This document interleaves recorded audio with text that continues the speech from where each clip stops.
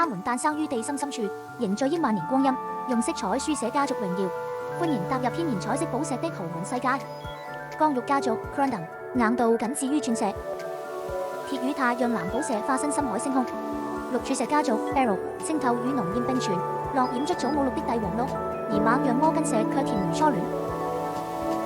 碧璽家族 Tourmaline 色彩最瘋狂的家族，紅和猛元素點燃帕拉伊巴的霓虹電光。雙色西瓜碧璽更是自然界的撞色大師。尖晶石 Spinel 是一種多樣化的寶石，顏色包括紅、粉、藍等，曾被誤認為其他寶石。最近粉紅色成為珠寶界的新焦點，終於迎來了絲緞之路。金綠寶石家族 Chrysoberyl 自然的光影魔術師，稀有度直接封神。石榴石家族 Gunnar 石榴石才不是廉價紅，薩弗萊石展現狂野的脆弱。